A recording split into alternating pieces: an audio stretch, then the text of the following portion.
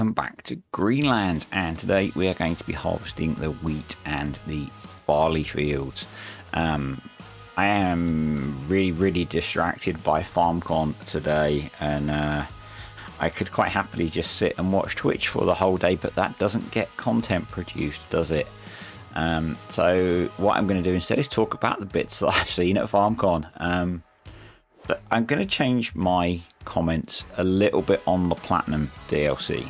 I still think having a DLC that is logging focused is not my preferred option, but that map looks really good, particularly for a Giants map. That map looks really good. The new trees look really cool.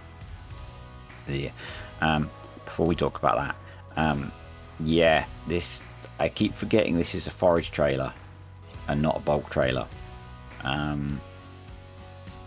Yeah, it's definitely another ID10T error.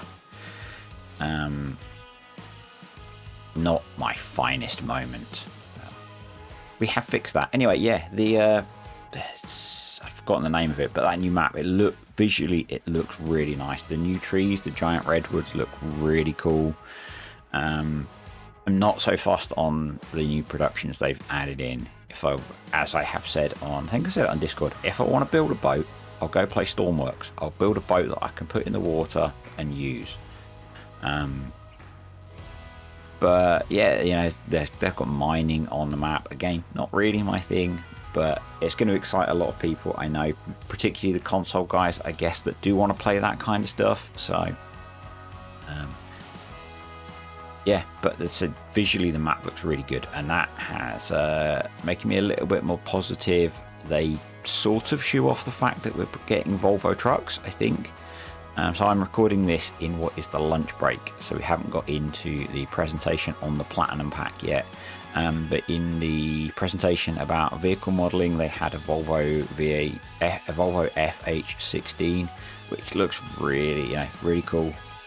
That will be nice. And there was an old Volvo tractor, which again, having some old kit looks really cool. So less negative about that. And then caught most of the presentation on the Vermeer DLC, which is part of the season pass, and it has a really cool new feature coming. I'm sure by now, because I'm recording this on Saturday, video doesn't come out until Monday, people will have been speaking about it. The DLC contains a bale counter so each baler has its own bale counter. In fact, it has two. It has one from the life of when you bought the baler and one that you can reset. It's a really cool feature, I think, particularly again for console guys, that having that is, you could get it on PC. You can get it now on PC. The bit I really dislike is it's not going to be part of a game update. It's part of the DLC. So like the passenger is part of the Kubota DLC, the bale counter is going to be part of the Vermeer DLC. It will work with all the other balers in the game, but you have to have the DLC to use it, and that still really annoys me. I guess it's going to become the new standard that if you want a full featured game, you have to buy all of the DLCs. It disappoints me. It does disappoint me. Anyway, we have our first full load of wheat off of the field, which is pretty cool. Yes, I crashed. And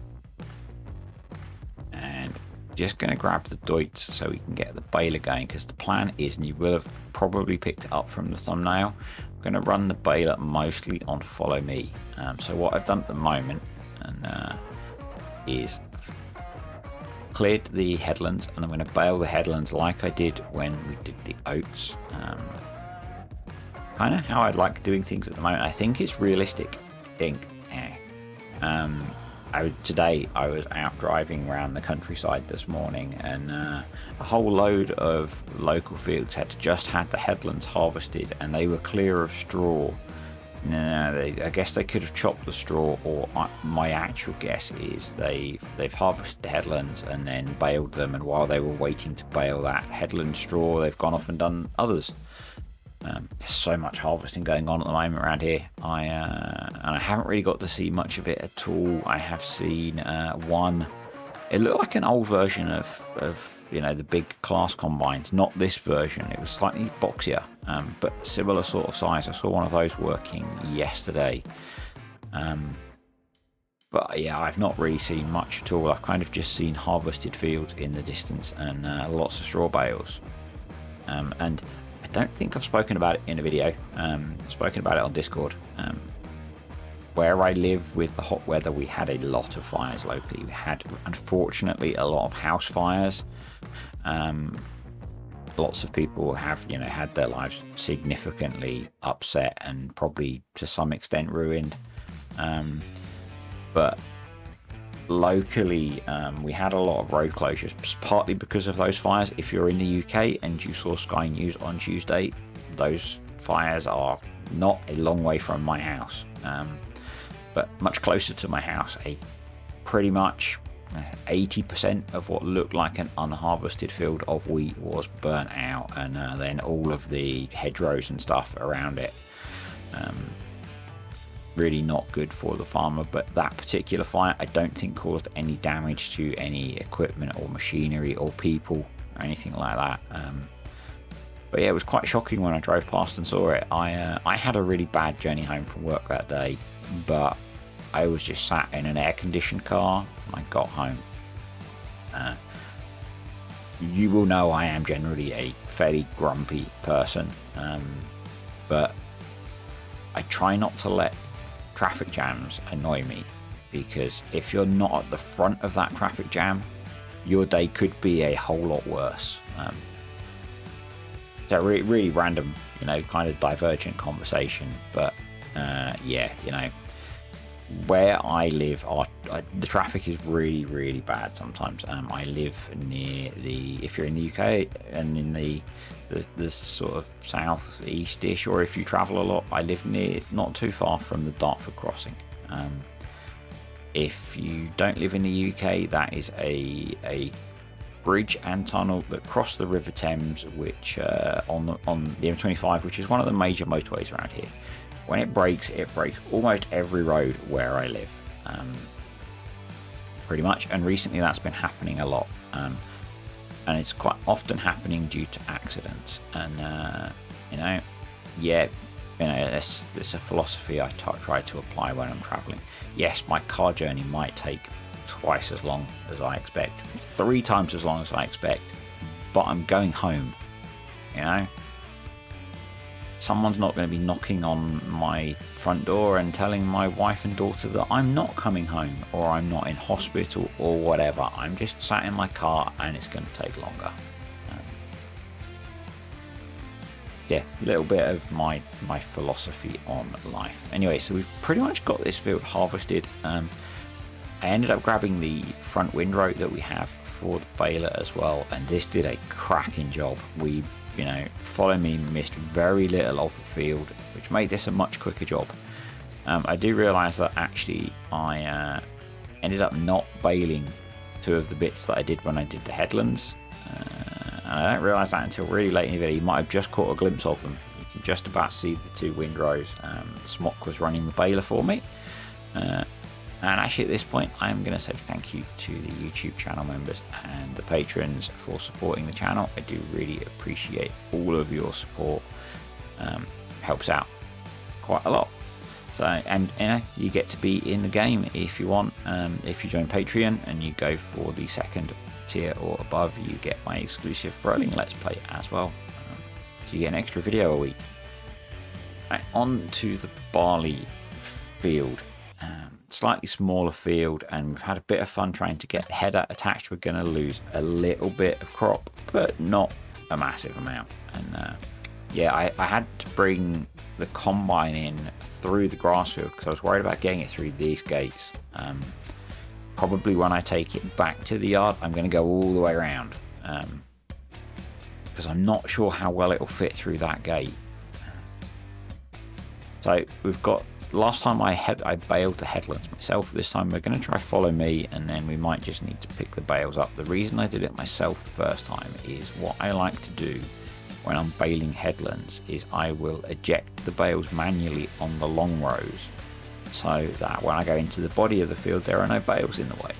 And obviously if I'm using follow me, I can't choose when the bales are unloaded. So, well, I could, because I could jump between the two and manually unload bales, but it's kind of nice to drive the combine.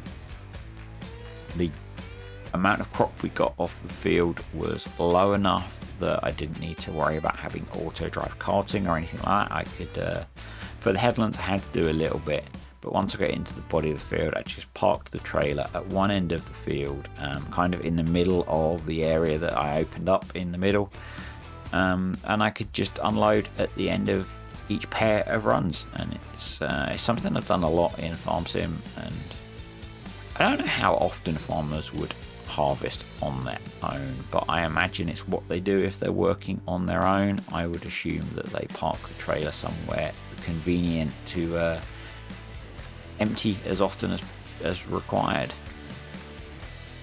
But yeah, so for the headlands I had to do a little bit, but for the up down rows that worked pretty well. Pretty happy with how all of this harvest went, to be honest.